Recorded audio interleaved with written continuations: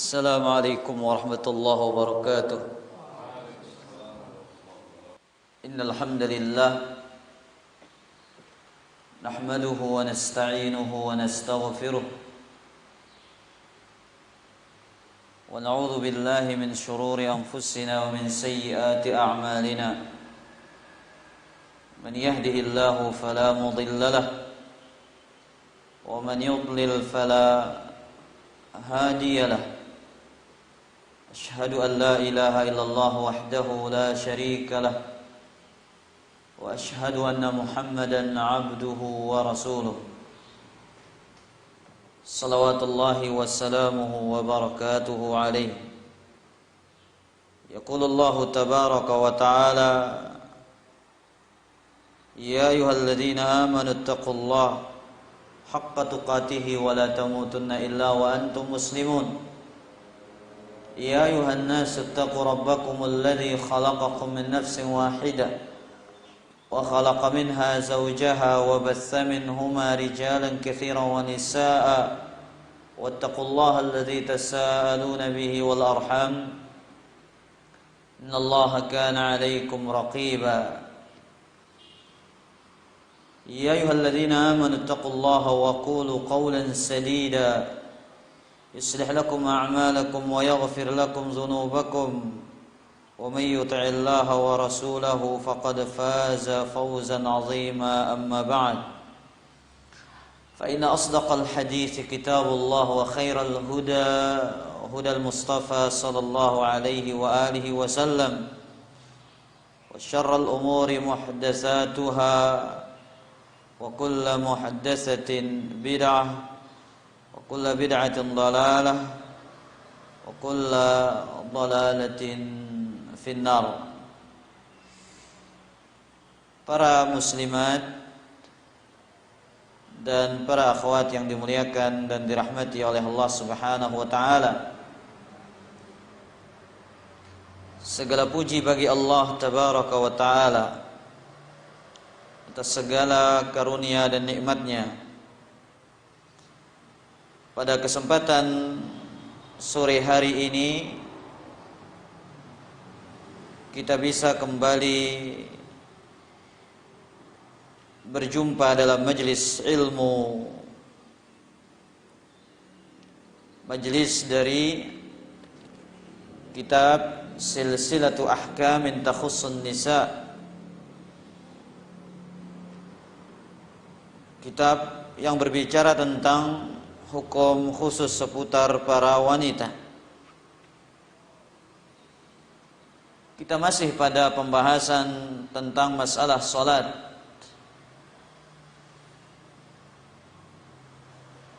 Kita tahu bahwasanya salat adalah ibadah yang agung, yang menjadi tiang agama Islam. Allah jadikan salat merupakan rukun Islam yang kedua. Bahkan salat adalah pembeda antara orang-orang Islam dan orang-orang luar Islam. Sebagaimana dalam hadis yang sering disampaikan oleh para ustadz kita, al-ahdul ladzi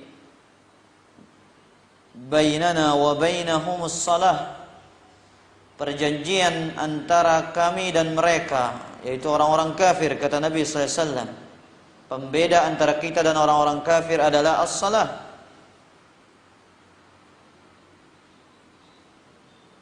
Dan salat harus dilakukan sesuai dengan tuntunan Nabi sallallahu alaihi wasallam. Kita salat bukan sembarang salat, namun kita salat agar salat itu bernilai pahala di sisi Allah. Salat bukan hanya gerakan kosong. Salat bukan hanya sekedar gerakan-gerakan anggota badan, bukan hanya sebatas membaca dan menggerakkan lisan, Tapi salat yang kita inginkan adalah salat yang sesuai dengan gerakannya Nabi sallallahu alaihi wasallam. Bacaannya sesuai dengan bacaannya Nabi sallallahu alaihi wasallam. Sehingga salat itu akan bernilai pahala. Sehingga salat itu akan menjadi pemberat timbangan amal kebaikan kita pada hari kiamat. Maka prinsip yang mengatakan yang penting salat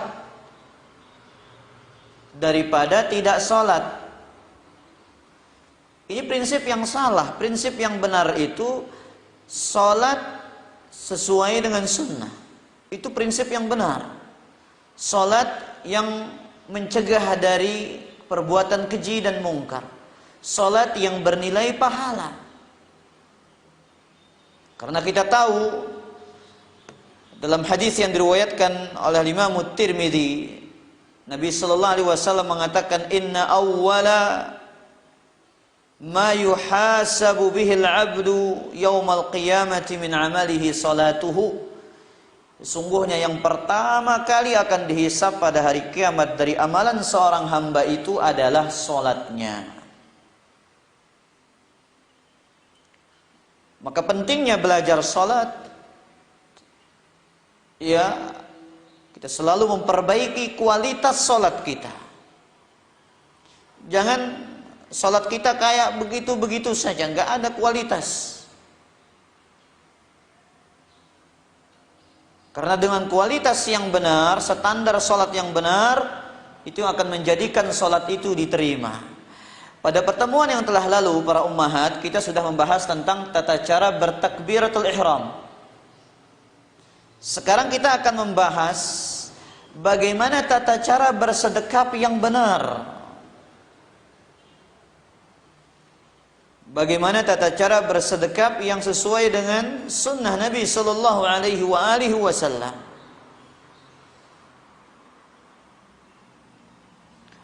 Para ulama bersepakat bahwasanya bersedekap di dalam salat adalah hal yang disyariatkan, kecuali salah satu riwayat dari Imam Malik.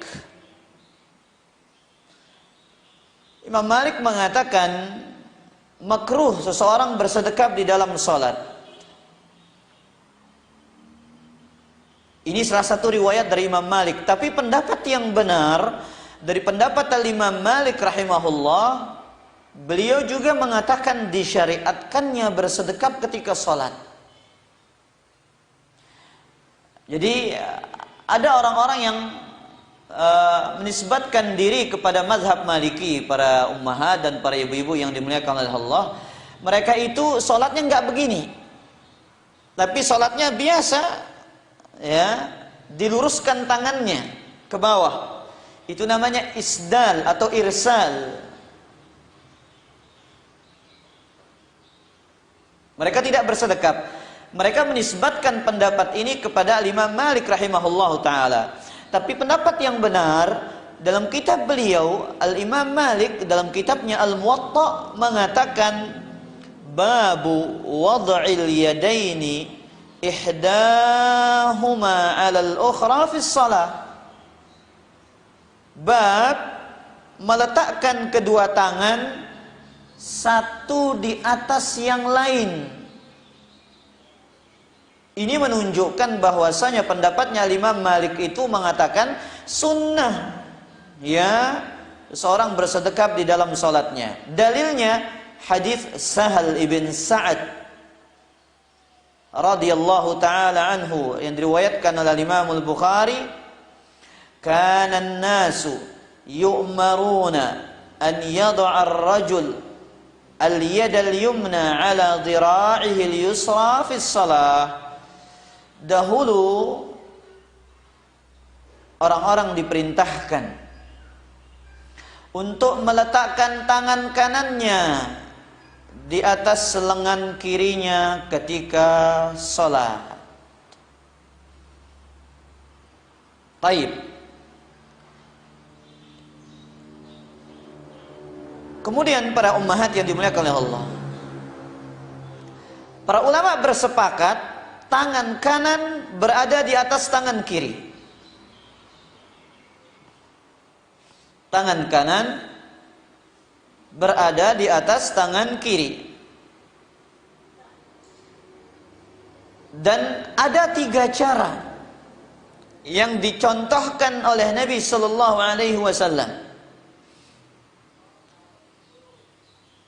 Yang pertama adalah al-wad'u, dengan cukup meletakkan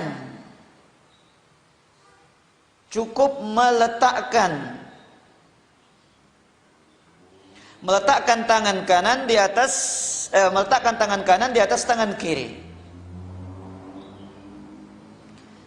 Di mana posisi meletakkannya? Di atas pergelangan tangan kiri. Ini yang pertama. Allahu Akbar, takbir, kemudian diletakkan di sini. Ini pergelangan ibu-ibu. Sebagian itu ada di lengan dan sebagian ada di atas telapak tangan. Begini. Cukup diletakkan Allahu Akbar. Diletakkan begini. Sebagiannya di lengan, sebagiannya di telapak tangan. Itu cara yang pertama, diletakkan. Dalilnya hadis riwayat Abu Dawud dan riwayat Imam An-Nasa'i dari sahabat Wa'il ibn Hujur. Beliau mengatakan, "Qultu la anzuranna ila salati Rasulillah sallallahu alaihi wasallam kaifa yusalli." Aku sungguh telah melihat salatnya Nabi sallallahu alaihi wasallam. Bagaimana beliau benar-benar mempraktikkan salatnya. Fanazartu ilaihi faqama fakabbara wa rafa'a yadayhi hatta hazata bi udhunayhi. Aku melihat Nabi sallallahu alaihi wasallam bertakbir. Beliau mengangkat kedua tangannya sejajar dengan telinganya. Beliau mengangkat kedua tangannya sejajar dengan kedua telinganya. Sudah kita bahas tinggi tangan itu sampai 2 ibu-ibu, sampai pundak dan sampai telinga. Thumma wada'a yadahu al-yumna ala dhahri kaffihi al-yusra war-rusghi was-sa'id. Kemudian Nabi sallallahu alaihi wasallam meletakkan telapak tangan kanannya di atas telapak tangan kiri, di atas pergelangan dan di atas lengan. Nah, kemudian beliau meletakkan, kata Wa'il bin Hujur, kemudian Nabi SAW meletakkan telapak tangan kanannya di atas telapak tangan kirinya dan di atas pergelangan tangannya dan di atas lengannya. Al-Imam As-Sindi dalam kitabnya Hasyiyatun Nasa'i menjelaskan apa maksudnya Nabi sallallahu alaihi wasallam meletakkan telapak tangan kanannya di atas telapak tangan kirinya, di atas pergelangannya dan di atas lengannya. Apa kata beliau? Wal muradu annahu wada'a bihaitsu sara wasatu kaffihi al-yumna 'ala ar-rusghi wa yalzamu minhu an yakuna ba'daha 'ala al-kaffi al-yusra wal ba'du 'ala as-sa'id. Maksudnya adalah Nabi sallallahu alaihi wasallam menjadikan bagian tengah telapak tangan ini ibu di mana? Di pergelangan. Nah, bagian tengahnya di pergelangan.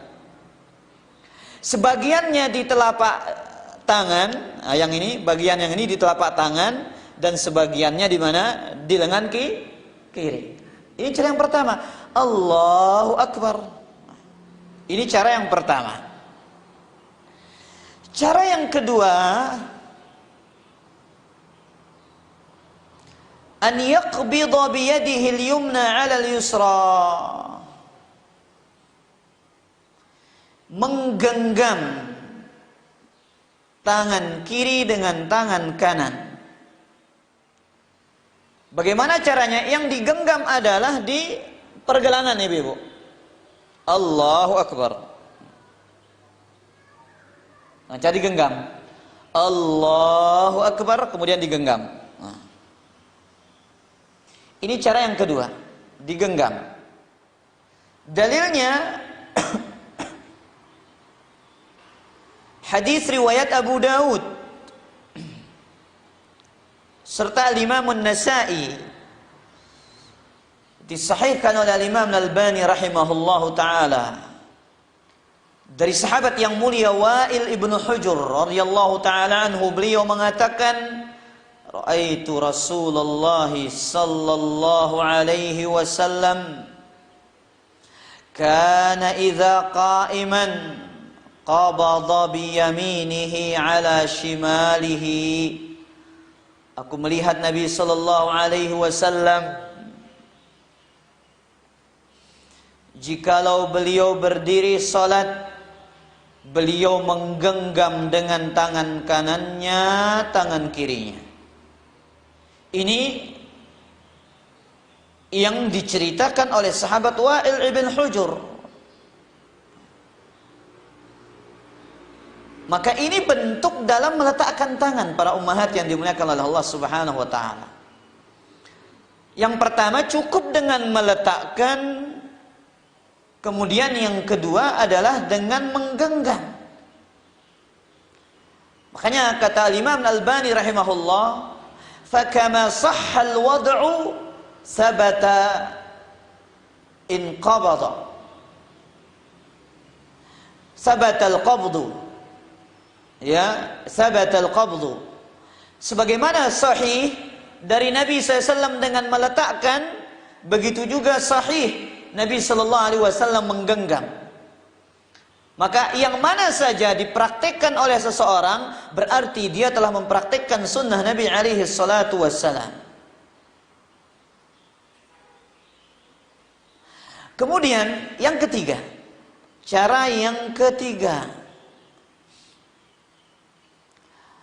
meletakkan telapak tangan kanan di atas lengan kiri. Apa perbedaannya dengan yang pertama para ummahat? Apa bedanya si pertama kanca si ketelu ini? Bedanya yang pertama itu di mana? Diletakkan ya, tengah-tengah telapak tangan itu di mana? Di pergelangan. Nah, itu bedanya. Tapi kalau yang ketiga ini di sini nah. Diletakkan di mana? Di lengan kiri, di atas lengan. Tapi kalau yang pertama di mana? Diletakkan sebagian di telapak dan sebagian di lengan. Bagian telapak tangan kanan ini tengah-tengahnya di pergelangan. Itu bedanya. Allahu Akbar, letakkan.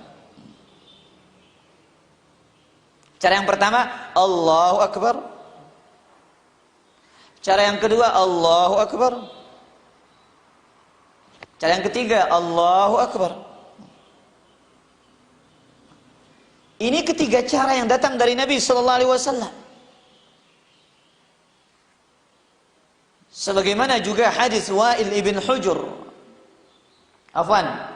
Hadis Sahal bin Sa'ad As-Sa'idi dalam Sahihul Bukhari. Beliau mengatakan, kana an-nasu yu'maruna an yada'a ar-rajul yadahu al-yumna ala dhira'ihi al-yusra fi shalah. Orang-orang diperintahkan untuk meletakkan tangan kanannya di atas lengan kirinya. Di atas lengan kirinya ketika sholat. Ini yang dicontohkan oleh Nabi Sallallahu Alaihi Wasallam. Ini tiga cara yang datang dari baginda Nabi Alaihi Salatu Wassalam. Adapun orang yang sholat begini, Ibu, Allahu Akbar, ya, diletakkan di mana? Di sikunya. Ini orang kedinginan. Ya teliran ini. Ini masih banyak kita lihat seperti ini. Ini salah dalam bersedekap atau Allahu Akbar.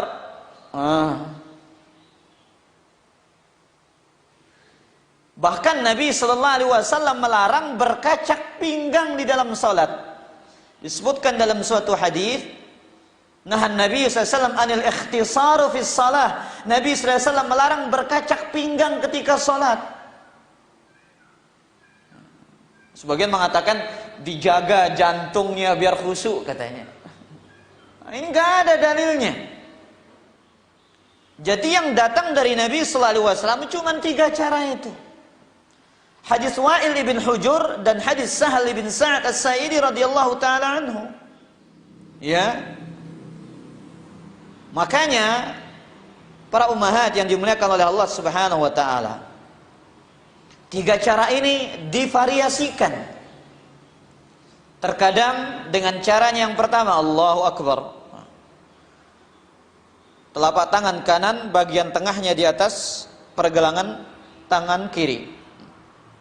Sebagiannya di lengan, sebagiannya di telapak tangan. Cara yang kedua, Allahu Akbar, digenggam. Cara yang ketiga, Allahu Akbar, diletakkan di atas lengan kiri. Ini divariasikan. Ya. Ketika sholat, agar kita mendapatkan pahala mengikuti sunnah Nabi alaihi salatu wassalam.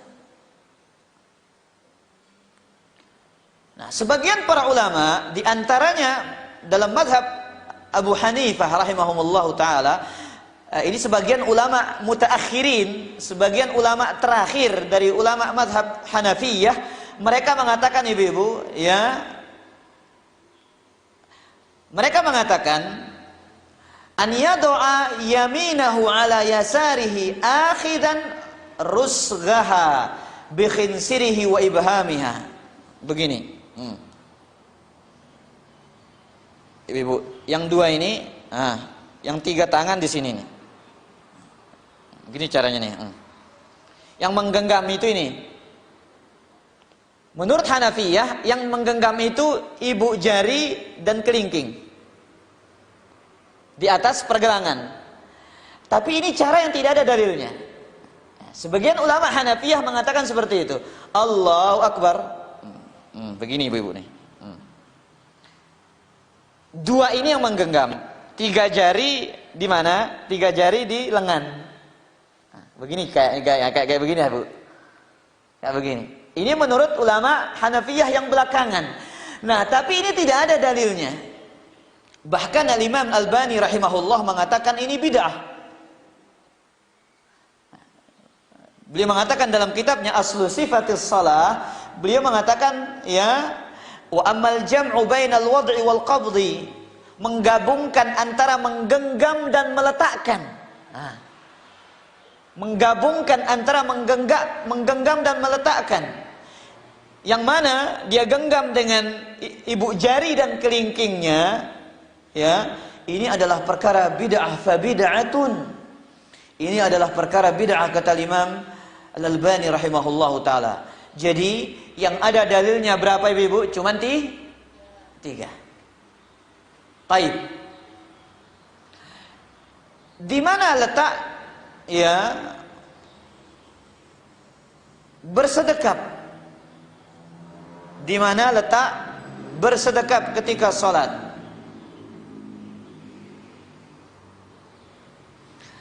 Ada 3 mazhab. Nanti kita akan sebutkan pendapat yang paling kuat. Pendapat yang pertama, annal yadain tuda'ani 'ala sadr. Kedua tangan diletakkan di atas dada. Ini salah satu pendapat Al-Imam Syaukani. Ya, diletakkan di atas dada. Ini pendapat Al-Imam Syaukani. Kemudian pendapat Al-Imam As-San'ani, pendapat Syekh bin Baz, pendapat Al-Imam Al-Albani, serta pendapat Syekh Muhammad bin Shalih Al-Utsaimin. Pendapat yang kedua mengatakan diletakkan di bawah pusar.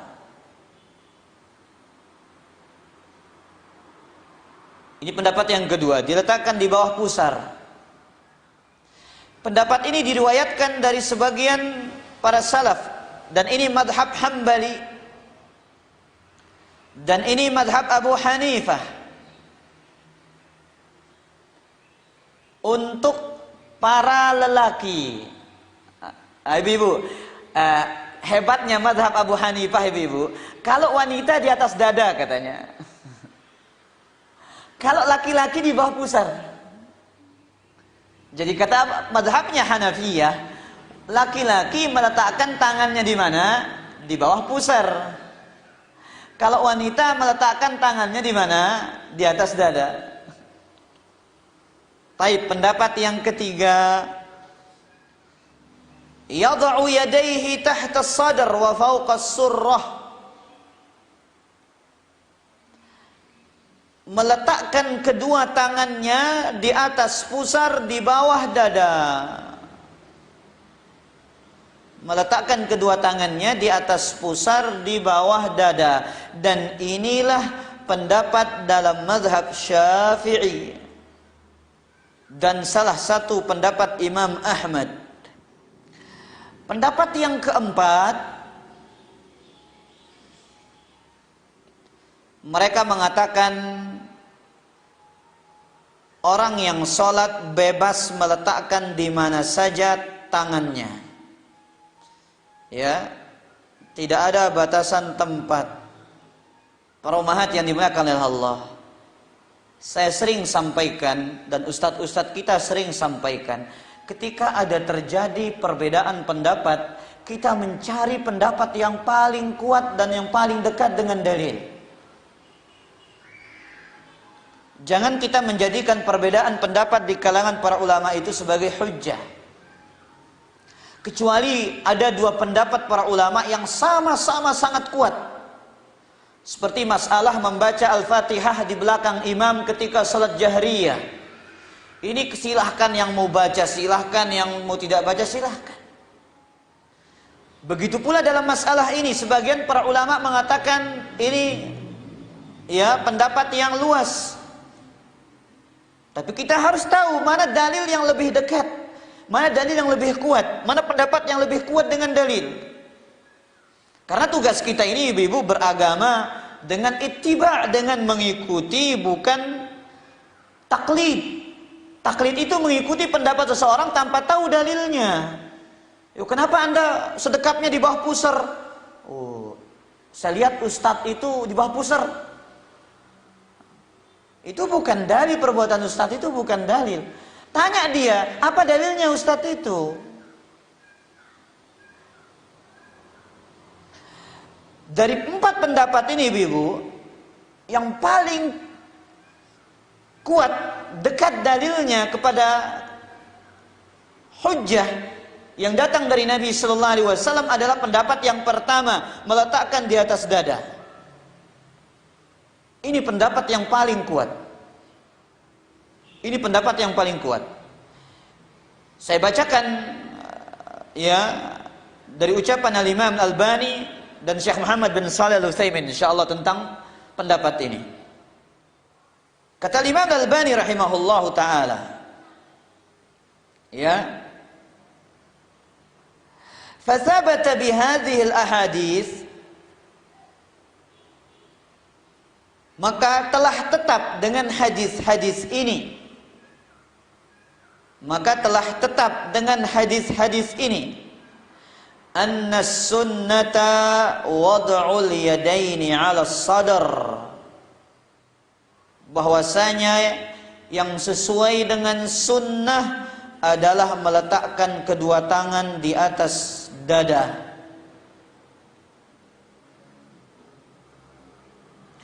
Wa khilafuhu imma dha'ifun aw la asla lahu. Ya. Tetap dengan hadis-hadis ini yang sunnah itu meletakkan kedua tangan di atas dada. Adapun pendapat yang menyelisihinya itu bersandarkan kepada hadis yang dhaif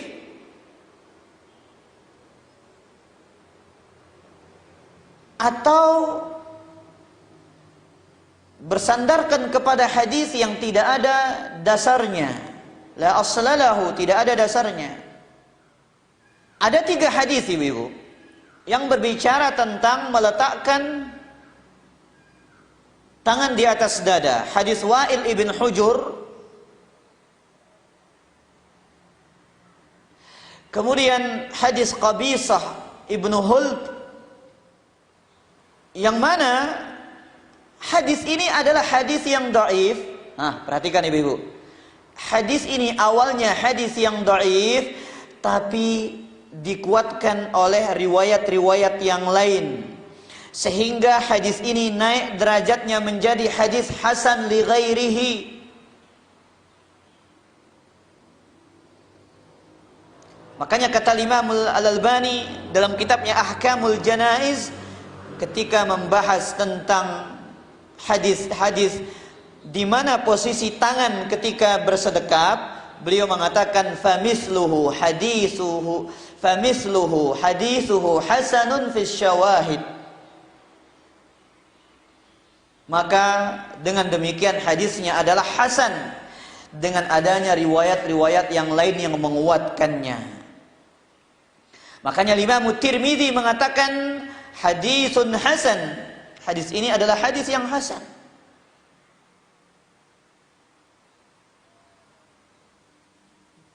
Adapun meletakkan di bawah pusar,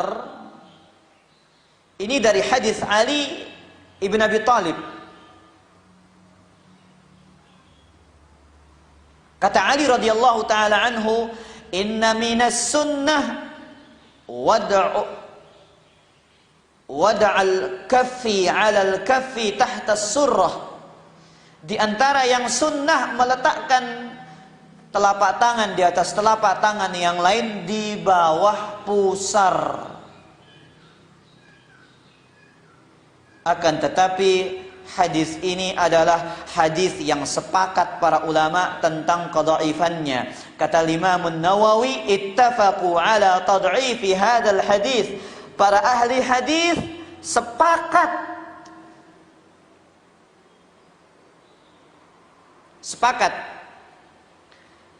tentang dhaifnya hadis ini, li'annahu min riwayati Abdurrahman ibn Ishaq al-Wasiti, karena ada perawi yang bernama Abdurrahman ibn Ishaq al-Wasiti, wa huwa dhaifun bittifaqi a'immatil jarh wat ta'dil, maka dia perawi yang dhaif menurut para ulama jarh wat ta'dil. Tapi kalau ada yang mengatakan ibu-ibu diletakkan di atas perut, nah, berarti mereka mengambil pendapat Imam Syafi'i. Berarti mereka mendoifkan hadis yang kita baca tadi. Tapi sudah sih kita katakan ibu-ibu, hasil penelitian dari Al-Imam Al-Allamah Al-Muhaddits Muhammad Nasiruddin Al-Albani mengatakan hadis ini hadis yang hasan, dan inilah hadis yang paling kuat yang berbicara tentang di mana letak kedua tangan ketika sholat. Allahu Akbar, di atas dada. Dan ibu-ibu, dan inilah yang paling dekat kepada kekhusyuan.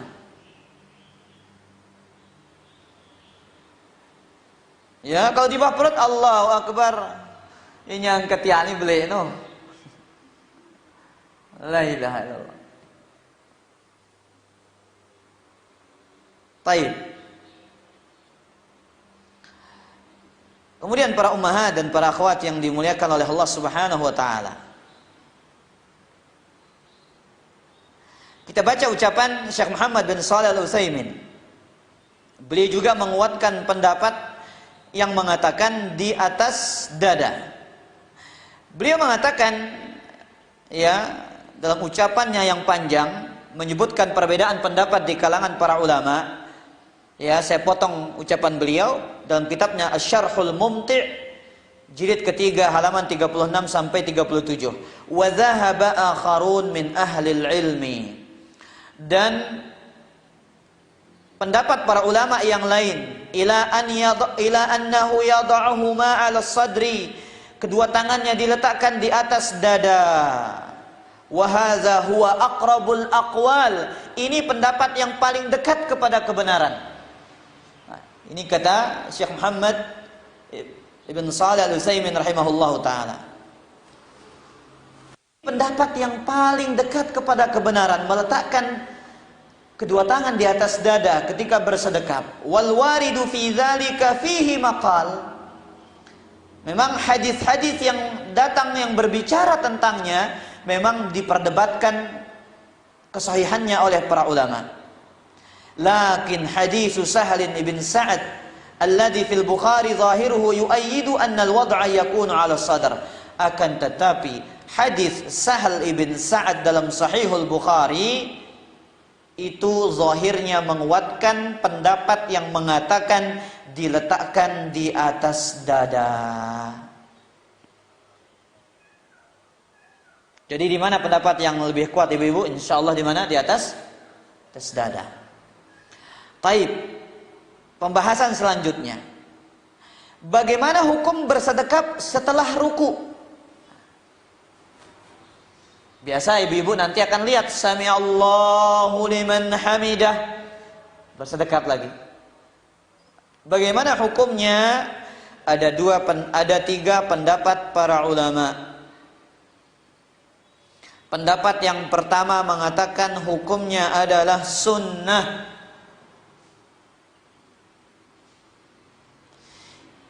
Ini pendapat sebagian para ulama Hanafiyah.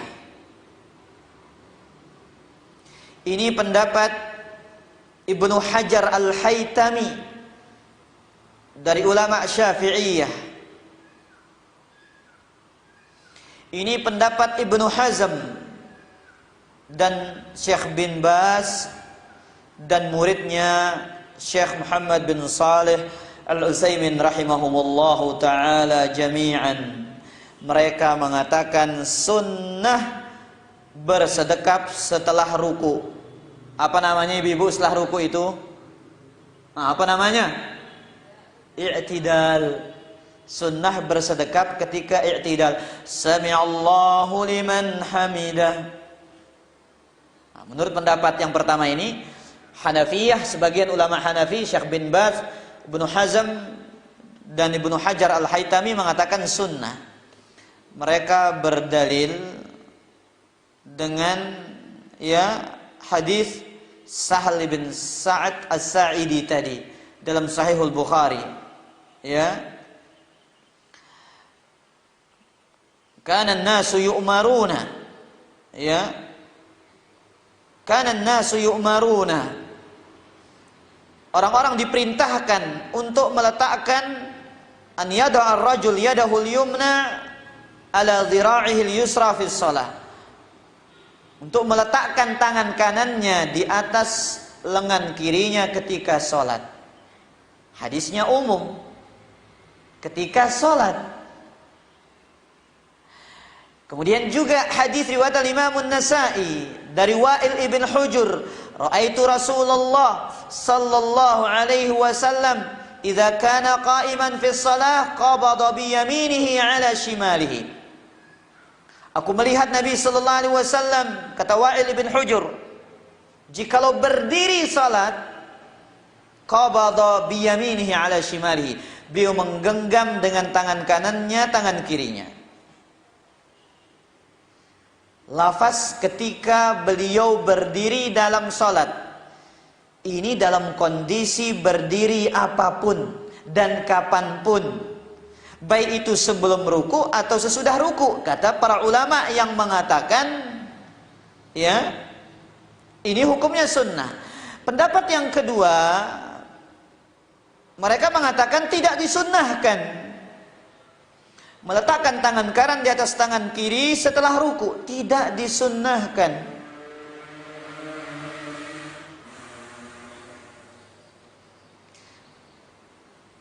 Dan ini pendapat jumhurul ulama. Ini pendapat jumhurul ulama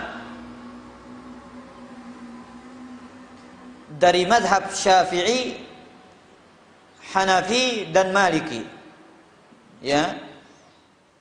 Mereka mengatakan walam yunqal an ahadin minas salafi wad'ul yadaini 'ala sadri ba'da ar-raf'i min ar-ruku'.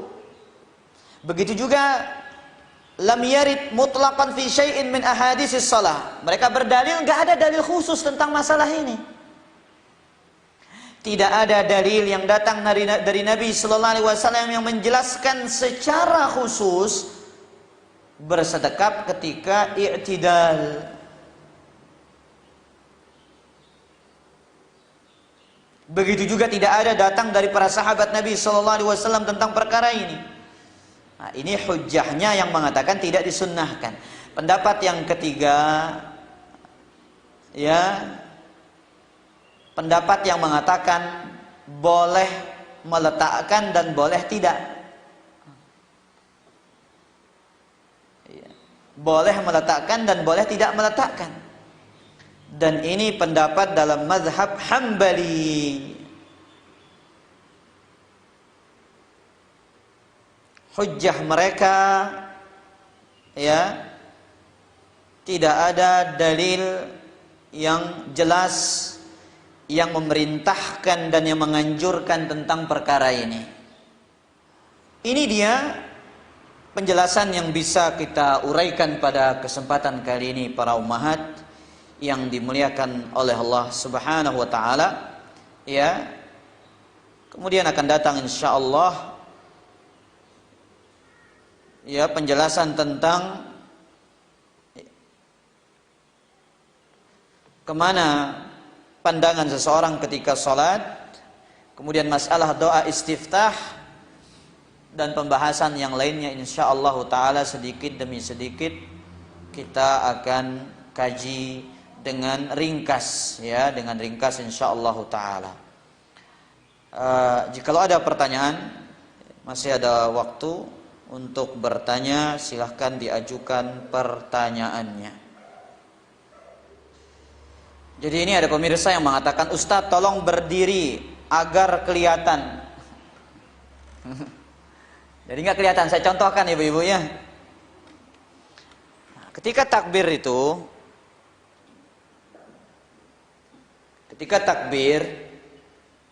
tentu menghadap kiblat. Saya nggak menghadap kiblat, biar ibu-ibu lihat. Ya, takbir kan ada 3 cara ibu-ibu kan. Yang pertama, angkat tangan dulu, baru ucapkan Allahu Akbar. Allahu Akbar. Dan cara yang pertama ini, ya, ingat, telapak tangan kanan, ya, bagian tengahnya di mana? Di pergelangan tangan kiri. Sehingga sebagian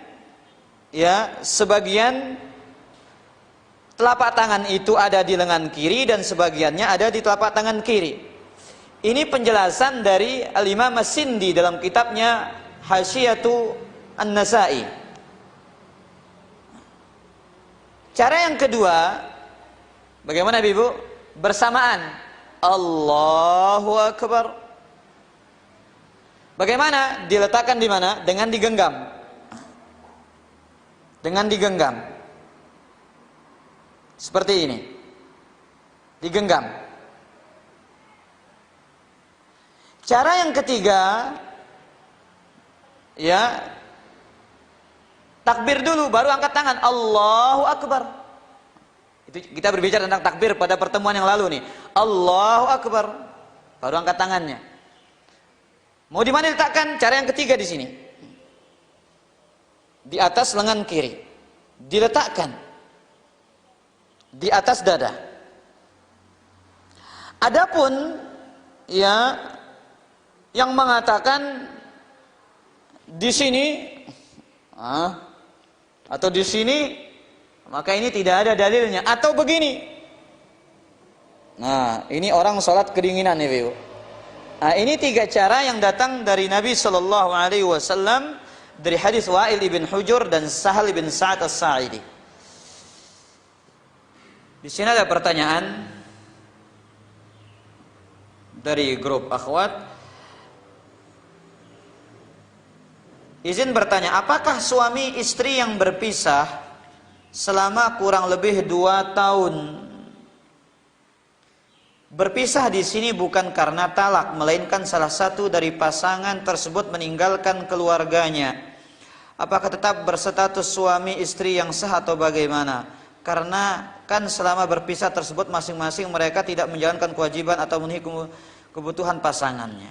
Barakallahu fiikum.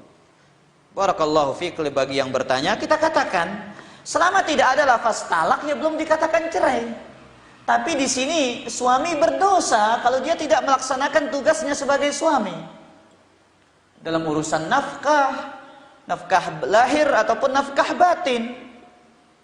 Ya, bayangkan selama 2 tahun berpisah, tidak ada berita dan tidak ada kabar.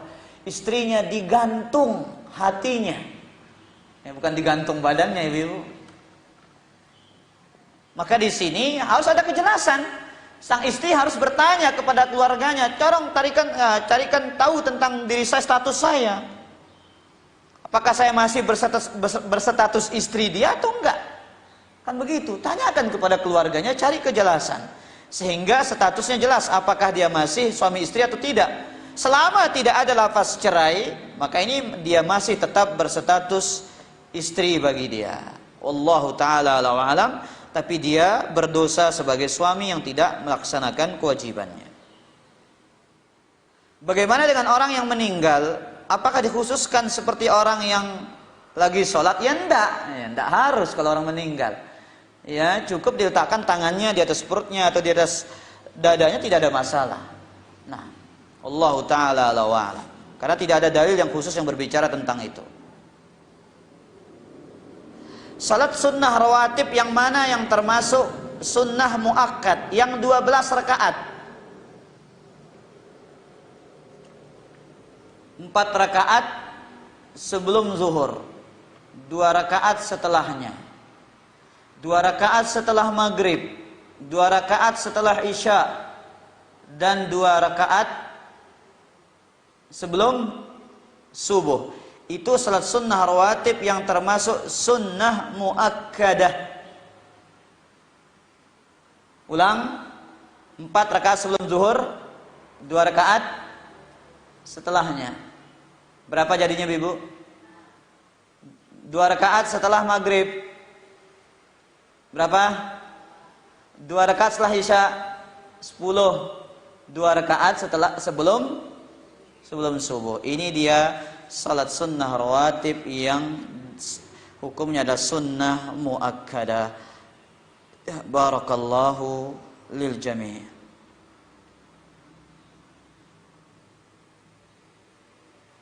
Ada pertanyaan yang lain lagi? Baik, kita kira demikian kajian kita pada kesempatan sore hari ini, mudah-mudahan bermanfaat. Wassallallahu ala nabiyyina Muhammad wa akhiru da'wana anil hamdulillahi rabbil alamin. Assalamualaikum warahmatullahi wabarakatuh.